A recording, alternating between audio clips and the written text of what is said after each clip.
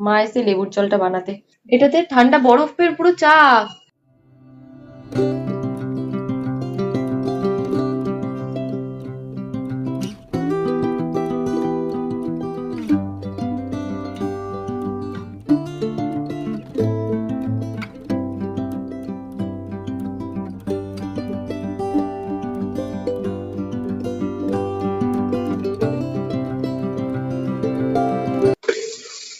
চিনি হয়নি?